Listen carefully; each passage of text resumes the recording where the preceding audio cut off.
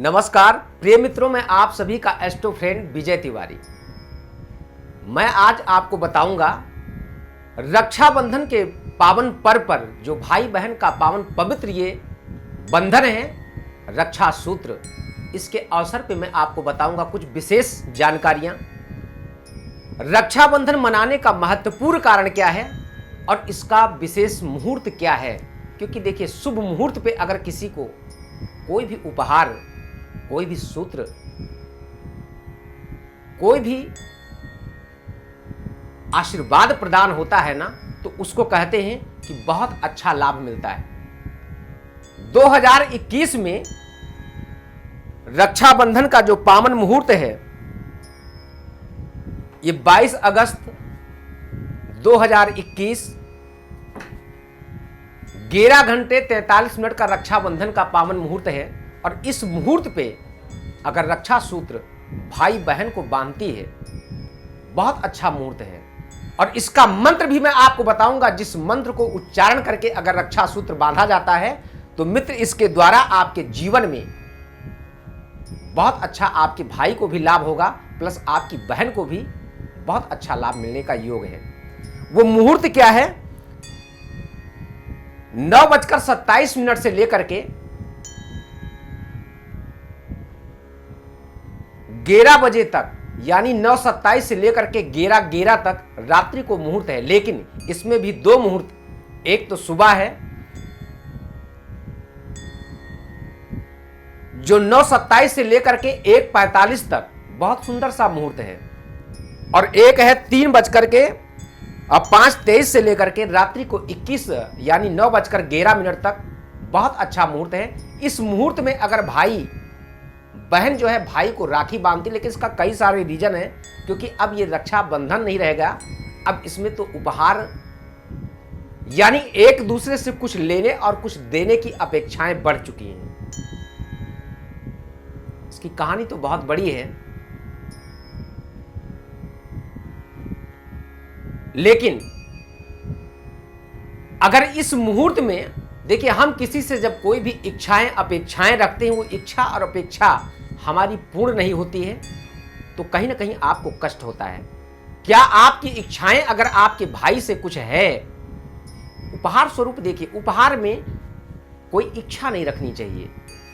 प्रेम वास्तविक स्वरूप परमात्मा का रूप है, प्रेम का ही नाम परमात्मा है, जिसमें कोई इच्छा ना हो, कोई कामना ना हो, कोई वासना ना हो, कोई व्यासना ना हो, उसी का नाम परमात्मा है। तो प्रेम से दिया हुआ कोई भी छोटा सा उपहार भी आपके लिए बहुत बड़ा उपहार बन सकता है। लेकिन जब आपके अंदर ये गट्स हो कि नहीं, ये मेरा प्रेम है, प्रेम को प्राप्त कर लेना ही परमात्मा है। क्योंकि हम आप सब कहते हैं ना कि हट घट घट में परमात्मा का वास होता है। और आपके जीवन में इस रक्षाबंधन के पावन पर्व पर मैं आपसे सिर्फ एक ही चीज कहूंगा कि हर एक भाई को अपने बहन की रक्षा के लिए जो बहन रक्षा सूत्र आपके दाहिने हाथ के कलावे में बांधती है, क्योंकि श्रावण मास का आखिरी पूर्णिमा होती है, और इस पूर्णिमा के पर्व पर अगर आपकी बहन आपको रक्षा सूत्र बांधती है, मंत्र बोलना चाहिए, एन बंदो बलि राजा दान वेंद्रो महाबला तेनस त्वाम प्रतिदान रक्षय माचल माचला। क्योंकि दान की कोई सीमा नहीं होती है। दान अगर आपके धर्म के द्वारा, आपकी इच्छा के द्वारा अगर आपको प्राप्त होता है तो उसका लाभ कुछ और होता। लेकिन अगर निरीक्षा से आपकी इच्छाएं ना हो, आपकी देने की इच्छा अगर नहीं है, और जबरदस्ती अगर आपसे कोई कार्य कराया जा रहा है, तो उस दान का कोई मतलब भी नहीं है। हर एक भाई को ये चाहिए कि इस पावन पर्व पे एक संकल्प लेना चाहिए कि हर एक बहन, हर एक बेटी मेरी बहन है, हर एक माँ मेरी माँ है, उसकी रक्षा, उसकी सुरक्षा करना ये मेरा और आपका दोनों का परम धर्म और दायित्व बनता है। हम किसी भी कंडीशन में अपनी बहन की रक्षा करें, अपनी माँ की रक्षा करें, अपनी बेटियों की रक्षा करें, और बहन के द्वारा दिया हुआ उपहार, वो रक्षा सूत्र का लाज रखना चाहिए।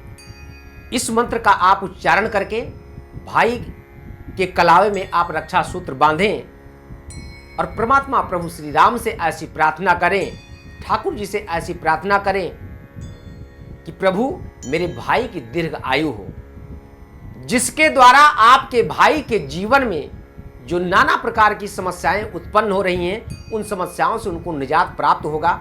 साथ में आपकी रक्षा के लिए वो संकल्प लेगा और उसके द्वारा आपके जीवन में आपको बहुत बड़ा लाभ प्राप्त हो सकता है।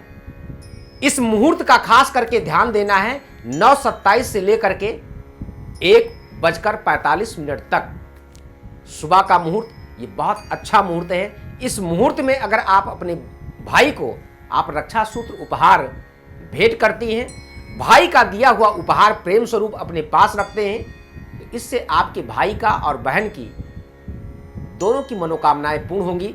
दूसरा मुहूर्त है 5:27 से लेकर के 9:11 तक रात्रि में। इस मुहूर्त पे आप रक्षा सूत्र बांध सकते हैं। इसके बीच का जो समय अवधि है ये बहुत अनुकूल नहीं है, तो इस समय को छोड़ करके बाकी जो टाइम मैंने बताया, इस टाइम पे रक्षा सूत्र आप बांधें और जो मंत्र मैंने बताया, इस मंत्र का आप उच्चारण जरूर करें। अपने भारत में बहुत सारी परंपराएं हैं। कुछ जगह पे स्त्रियां अपने पति को भी रक्षा सूत्र बांधती हैं, पति की दीर्घ आयु के लिए। और पति को रक्षा सूत्र बांधते हुए ये संकल्प होता है कि हम अपनी पत्नी का हर एक कंडीशन में हम रक्षा करेंगे। तो ऐसे ही हमारे बहुत सारे धार्मिक पर्व हैं, धार्मिक त्योहार हैं, भारतीय संस्कृति सनातन धर्म के अनुसार, जिसके द्वारा हम दूसरे से एक दूसरे के पूरक हैं। तो इस मुहूर्त का आप सब अच्छा सा आनंद लें, अच्छा सा लाभ पाएं, जिससे भगवान ठाकुर जी की कृपा आपके परिवार पर सदैव बनी रहे। इसके साथ में मैं आपको बताऊं, जो मिष्ठान भेंट करते हैं, मीठा खिला करके बहनें हमारी रक्षा सूत्र हमारे कलावे में बांधती हैं, उसके भी कई सारे कारण हैं। क्योंकि हमारे जीवन में जो मधुरता है, ये मधुरता हमारे आपके एक दूसरे के लिए कंटिन्यू बनी रहे। चंदन का तिलक किया जाता है, तिलक का प्रतीक है श्री, यानी हमारे भाई के जीवन में कभी भी पैसे का, मां लक्ष्मी का अभाव ना रहे। ऐसे बहुत सारे उपाय हैं। कहते उत्साह संपन्नम मदीक सूत्रम क्रिया विघ्नम व्यसने वक्तम सूर्य कृतज्ञम दृढ़ हृदय लक्ष्मी स्वयं यात निवासे। तो आलस्यहीन, बुरे कर्मों इत्यादि में ना फंसे हुए, कार्य करने की विधि को जानने वाला, और किसी भी कार्य में आप बहुत ज्यादा व्यसने वक्तम, यानी किसी भी अनलीगल बातों को आप ना करें, किसी भी अन्य बुरे कर्मों में ना फंसे हुए, ऐसे मनुष्यों के पास मां लक्ष्मी स्वयं अपना निवास स्थान खोजती है। हर व्यक्ति को लक्ष्मी चाहिए, क्योंकि धन के बिना धर्म भी आप नहीं कर सकते हैं। तो धर्म के लिए धन चाहिए, लेकिन धन की भी दो ही गति है मित्र, एक सदगति, एक दुर्गति। अगर धार्मिक कार्य में आपके धन का उपयोग हो रहा तो धन की वृद्धि होती है, लेकिन वही धन अगर आपके गलत कार्यों में उपयोग होता है तो मां लक्ष्मी की कृपा, मां लक्ष्मी आपसे अरिष्ट होती हैं और उसकी दुर्गति होती है। तो इस वीडियो के माध्यम से रक्षाबंधन के पावन पर्व पर मैं आप सभी को हार्दिक शुभकामनाएं एवं बधाइयां देता हूं।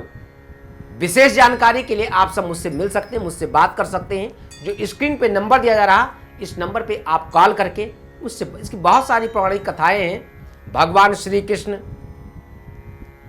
ने रक्षा सूत्र क्यों बांधा, इसका कारण क्या है, क्योंकि ये भी धर्म का प्रतीक है। ऐसे बहुत सारी मान्यताएं हैं, लेकिन अगर आप इस पावन पर्व पे एक संकल्प जरूर लें कि हम हर एक बहन का सम्मान करेंगे, हर एक नारी शक्ति का सम्मान करेंगे और किसी प्रकार से किसी नारी पे हम कोई भी टीका टिप्पणी अपमानित नहीं करेंगे। सबसे बड़ा धर्म, सबसे बड़ा पुण्य आपका यही उपहार है हर एक माँ बहन के लिए। मैं सभी भारतवासियों को प्रणाम एवं दंडवत करता हूँ। बाकी विशेष जानकारी के लिए आप सब मुझसे मिल सकते हैं, मुझसे बात कर सकते हैं। तो आज के लिए इस वीडियो में सिर्फ इतना ही, लेकिन मैं आपसे पुनः कहूँगा कि अगर अभी तक आपने हमारे चैनल को सब्सक्राइब नहीं किया, लाइक नहीं किया, तो एक बार सब्सक्राइब जरूर करें। विशेष जानकारी के लिए आप सब मुझसे मिल सकते हैं। तो आज के लिए सिर्फ इतना ही। तब तक के लिए जय श्री सीताराम, जय सिया राम।